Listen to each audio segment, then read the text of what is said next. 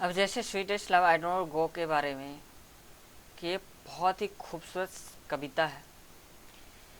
अगर आप लोग यूट्यूब चैनल पर मेरा वीडियो देख रहे हैं तो उसे लाइक, सब्सक्राइब और शेयर ज़रूर करें, क्योंकि अब एक एक करके वीडियो जो भी प्रोज पोएट्री बिहार बोर्ड से रिलेटेड, जो भी रेनबो का, स्टोरी ऑफ इंग्लिश का, चाहे ग्रामेटिकल का हो, एक एक वीडियो आपको अपलोड किया जा रहा है। स्वीटेस्ट लव आई डोंट गो, ये समरी मैं बताने जा रहा हूँ। कह मेरी प्रियतमा मैं तुमसे दूर नहीं जाता हूँ। ये लिखा है किसने? जॉन डन ने।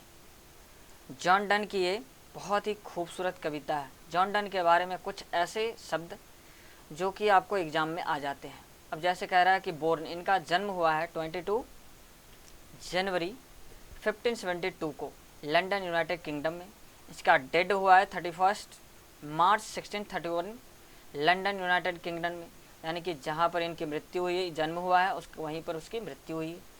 फिर कहता है एजुकेशन, इसका एजुकेशन पठन पाठन का कार्य यहाँ पर देख रहे हैं कि यूनिवर्सिटी ऑफ कैम्ब्रिज से इनका पठन पाठन हुआ। लिंकन्स इन करे यूनिवर्सिटी ऑफ ऑक्सफोर्ड, और ऑक्सफोर्ड यूनिवर्सिटी से पढ़े हैं।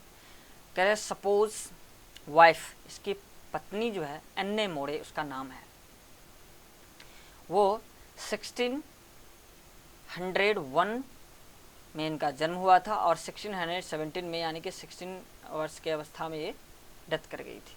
Poems the philia, the good मोरो, होली, सोनेट्स, ये सब इन्होंने लिखा है।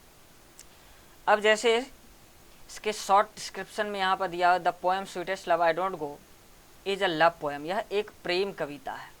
Which has been compose by the poet John Donne, जो कि इसका एक्सप्लेन किया गया है जॉन डन के द्वारा। इन दिस प्रेजेंट पोएम, इस वर्तमान कविता में the poet beautifully express the feelings of love, इस कविता में उन्होंने प्यार के जो महसूस करने का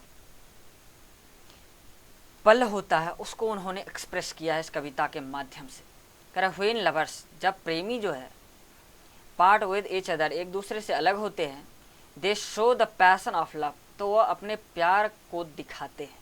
द पोएट डिजायर्स, लेखक का इच्छा है, to depart from his beloved, कि वह अपनी प्रेमिका से अलग हो, not because he has become fad, कि वह उससे मतलब से दुखी है या उसके जीवन में किसी प्रकार का उसके प्रति लगाव नहीं है, इस बात से नहीं। विद हर और hopes to get a fitter love, वह उससे इतना अधिक प्रेम करता है कि वह उसके सामने में न तो उसे मरते देखना चाहता है और ना ही उसके सामने में मरना चाहता है, इसीलिए वो उससे अलग होना चाहता है।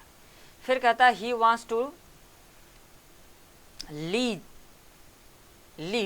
His beloved because he knows, करे वह चाहता है लीव हिज बिलव्ड, अपनी प्रेमिका से अलग हो, because he knows as well as that death will certainly part them away, कि निश्चित रूप से मृत्यु जो है उसको बिल्कुल अलग कर देगी, इसीलिए वह क्या चाहता है कि उससे पहले ही वह उससे अलग हो जाए। द पोएट एश्योर्स, कवि विश्वास दिलाते हैं, his beloved that he will come back, कि वह एक दिन अवश्य लौटेगा।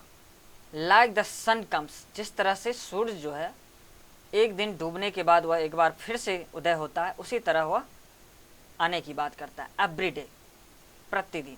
द पोएट प्रोमिसेस, कवि जो है वादा करता है हिज बिलव्ड, अपनी प्रेमिका से,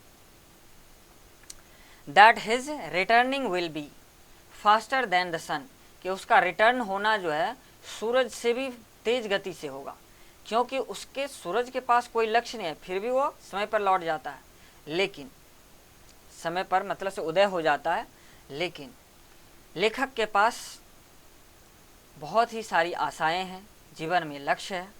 finally asserts that those who truly love each other, जो मतलब से सच्चे प्रेमी होते हैं, are never parted and never died, वह कभी मतलब से अलग नहीं होते और कभी मरते नहीं।